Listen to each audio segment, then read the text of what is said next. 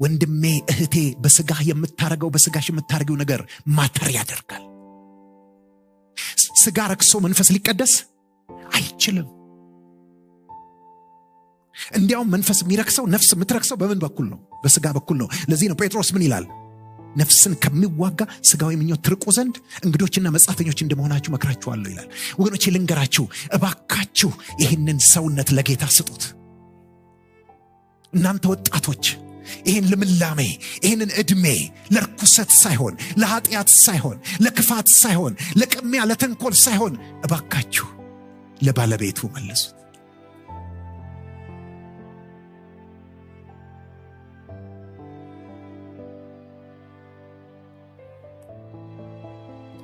ያን ጊዜ እግዚአብሔር ዕለት ዕለት በመንፈሱ ይሞላችኋል።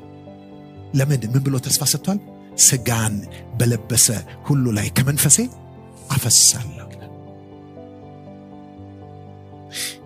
ተመልከቱ፣ እግዚአብሔር ይሄን አርጉ ያን አርጉ አይደለም ያለን፣ ስጡኝ ነው ያለን።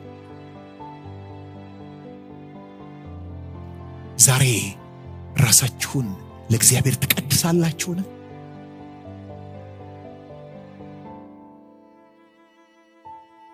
አንዳንዶች አሉ አቃተኝ ተቸገርኩ ይላል። በቃ ኃጢአት ዋጠኝ። እኔ በየጊዜው ይሄን መልእክት ማክ ተቸገርኩ። ወገኖቼ የሴሰኝነት ዘመን ነው ዘመኑ።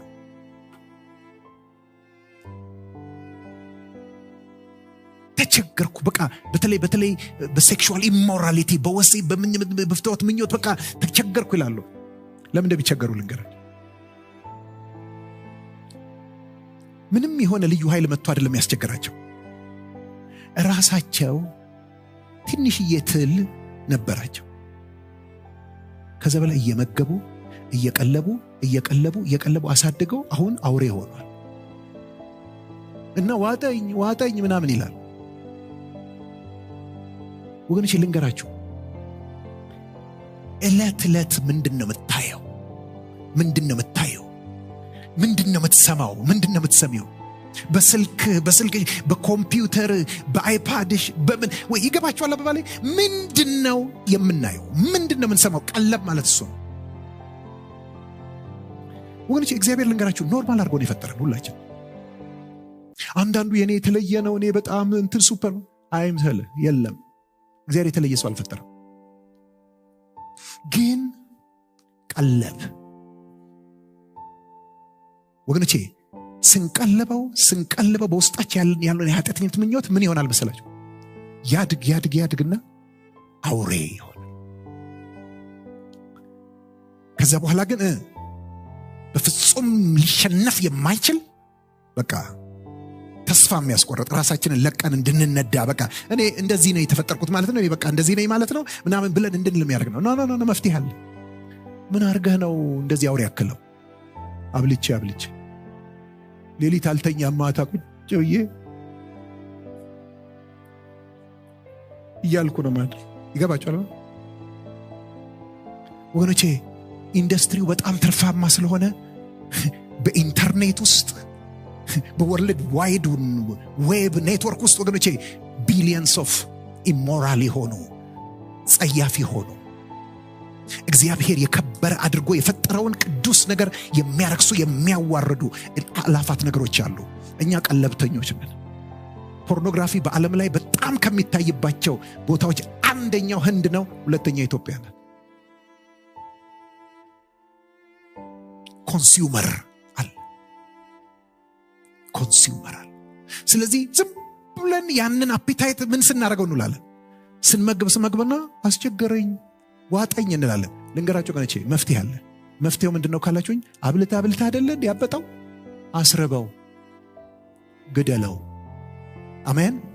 በምንድነው መግደል የሚቻለው? አውሬውን በምንድነው መግደል የምንችለው? በመታገል አይደለም፣ በማስራብ ነው። ወገኖቼ ዛሬ ብዙዎቻችን የምንጸልይበት ጊዜ የለንም። ብዙዎቻችን ቃሉን የምንበላበት ጊዜ የለንም።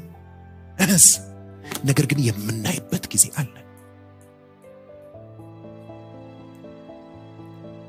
ወገኖቼ በምኞት ሲቃጠል የኖረ ሰው መጥቶ እዚህ በመንፈስ ቅዱስ እሳት ሊቃጠል አይችልም።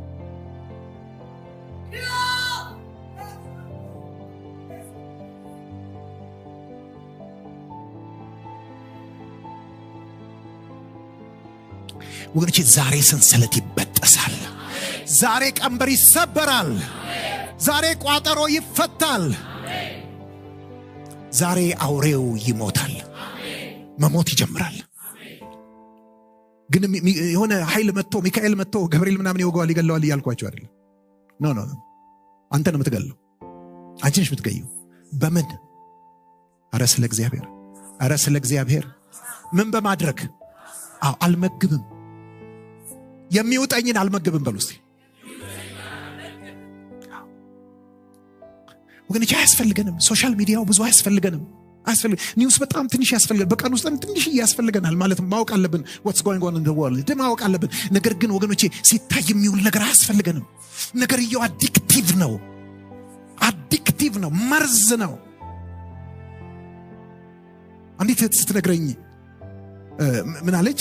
አባቴ ጡረታ ወጥቷል አለች እና ቤት ነው ያለው አለች እና በቃ ይደብረዋል እንትን ይላል ብዬ ስልክ አመጣሁና ቲክቶክ ከፍቼ ሰጠሁትና እንደዚህ አድርገው አልኩት። ከዛ በኋላ ከስራ ወጥቼ ስመጣለች አባቴ እንዲህ ብሎ ጠበቀኛለች። ምን ነው ለዋላለ? ለካ ቀኑ ሙሉ እንደዚህ ሲል ያለበት እጁ እንዲህ ተገትሮ ቀርቷል። ከዛ በእንትን አሽቼ ምን ብዬ ነው አለ የመለስኩት አለ። እንዲህ ብሎ ሰውየው ለካ እንዲህ ነገሩ አይቆምም፣ መቆም የለውም፣ ጥልቅ ነው እንዲህ ሲሉ አሉ። በጌታ በኢየሱስ ክርስቶስ ስም ይሰበር። አሜን። ወገኖቼ ከዚህ በኋላ ኤሊሲቲ የሆነ ቪዲዮ፣ ፖርኖግራፊክ የሆነ አንድ ነገር ልንገራችሁ። ስሙኝ ወገኖቼ፣ ወደ ሴት ያየ የተመኛትም በዛን ጊዜ ከእርሷ ጋር በልቡ አመንዝሯል። ምን ማለት እንደሆነ ልንገራችሁ። ሴት አንድ ወንድ ሴትን ሲያይ ማየት ያለበት መጀመሪያ ሰው ነው እንጂ ሴክስ ኦብጀክት አይደለም። ሰው ነው ማየት ያለበት። አሜን። እህት ነው ማየት ያለበት። እናት ነው ማየት ያለበት። አሜን።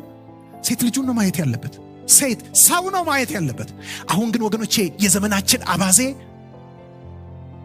ሰው ሁሉ ሲጠጣ መርዝ ሲጠጣ ያድርና ሰክሮ ስለሚወጣ ወገኖቼ ሴት ሲያይ የሚታየው ሌላ ነገር ነው። ሴክስ ኦብጀክት ናት።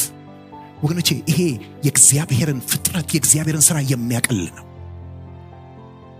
ወገኖቼ ዘመናችን በዚህ በጣም ተበላሽቶ ተመልከቱ። መኪና እንኳን በጣም የሚያምር መኪና ስታዩ ምንድነው የሚሉት? አሁን ዘመዘም how sexy መኪናውን እኮ አይደለ? እንደሱ አይደል የሚባለው? ወይ ምንድነው እኔ ብቻ ነኝ እንዴ ነገሩ? እናንተ የላችሁ ከማርሰን የመጣችሁት? እንደሱ ነው አይደል የሚባለው?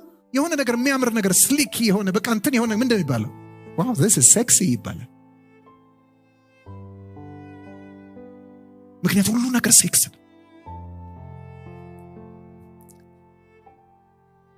ወገኖቼ ስጋችን ለቅድስና ተጠርቷል።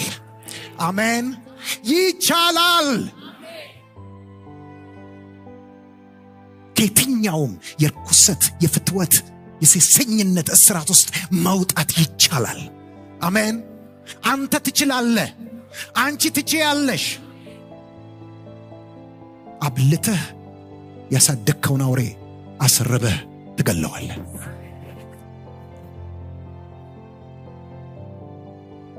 ገንዘብን ከመውደድ መውጣት ይቻላል። ከውሸት ከማጭበርበር ከተንኮል መውጣት ይቻላል። ኑሮዬ ይበቃኛል ማለት ይቻላል። በጌታ ደስ መሰኘት ይቻላል።